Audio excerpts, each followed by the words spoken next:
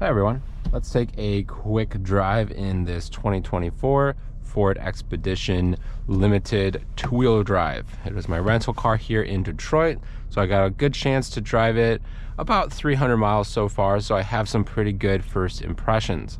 As many of you know, the 2025 has been released and is coming out here shortly. So this is a kind of a good look back at what they were from the generation from mostly 2018 to 2024 with a small refresh there in the middle around 2022. So taking off here. The steering is variable, so it does seem to be lighter at lower speeds and then firms up at higher speeds, which is a little disorienting when you first drive it. But you get used to it pretty fast, and it definitely does make it a little bit easier to drive around town.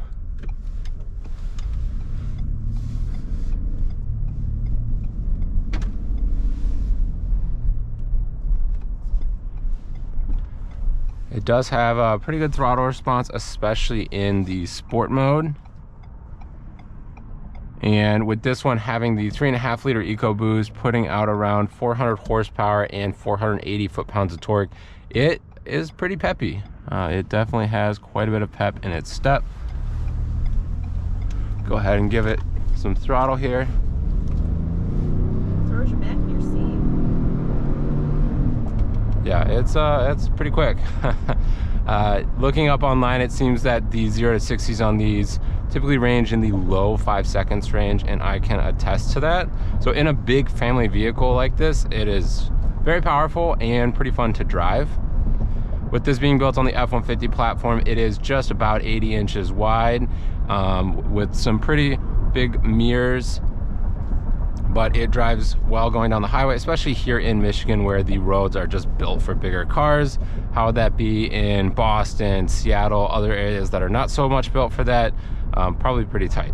It definitely shows its weight and size in braking and handling, and just overall, you know, when you're parking in a parking lot and things like that. We do have some of the nice features of this Limited is it does have this mirror being auto dimmed, as well as the rear view mirror as well, which makes for you not being blind by other people. You're already really high off the ground, so whenever you're kind of looking around, unless it's a pickup truck, you're probably going to be higher than that vehicle in general. So if you like having that elevated experience and being taller than other people, then this is definitely a really good vehicle for that.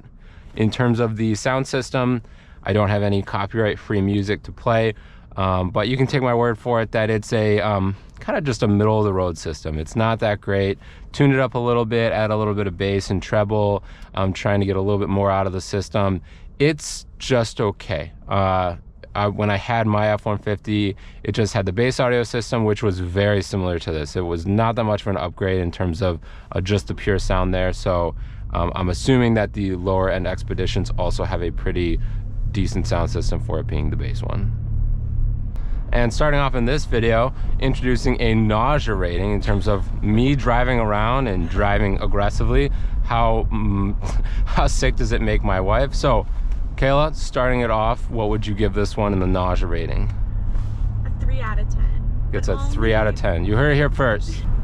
It does definitely have a solid commanding presence on the road. The heated steering wheel is very nice in these climates that are chillier. And then the heated seats as well. Cooled seats, which is a super solid feature that I always adore, is also on this one.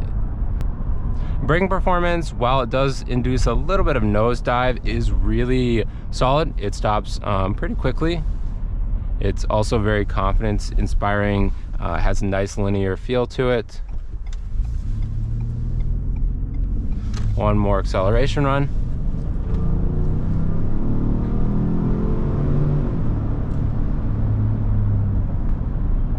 As you can see, it definitely gets out of its own way. Some other features you are missing in this limited version here that I do believe you can get on the higher end ones is going to be a heads-up display. This one just doesn't have it. This does have the full adaptive cruise, which I was able to try out. It does go all the way down and lets you can stop and go with it. You do have to, it's not automatic re-engaging. You do have to click this little button right here in order to start after you've been stopped for something like 8 seconds. With that adaptive cruise control, you also do get the full safety suite, so you will be getting lane centering, the blind spot monitoring, pre-collision assist, rear cross traffic alert, and all those niceties that come with that. The pretty standard Ford safety suite. You don't get a lot of the GM products after being in new Cadillac Escalade this week. They do have that full digital rear view mirror. This, you still have to deal with the headrest and stuff like that. If you fold the seats, you get really good visibility, but it would be nice if Ford were to introduce a full digital rear view mirror. It's also refreshing to see in this day and age that we still do have a physical real analog gauge cluster, at least, you know, these two ones right here, which that I'm pretty sure is going away for the 2025 model, but it is nice to have that still here. It gives you kind of that older school feel. Most cars these days are switching to the full digital dash. With this being quite a big vehicle, it does have a really solid ride. So just driving around on these roads in Michigan that are pretty terrible, it has a decent amount of ambient road noise, as you can tell, but it's nothing crazy. With that acoustic windshield, it definitely quiets it down in here quite a bit. The ride though is pretty good. It's a long wheelbase car. It's not quite as long as the Max version, of course, but it is longer wheelbase, does soak up the bumps nicely, and with it also having a nice wide base, doesn't get too broken up with the kind of pavement differences here in Michigan, since they mostly use concrete.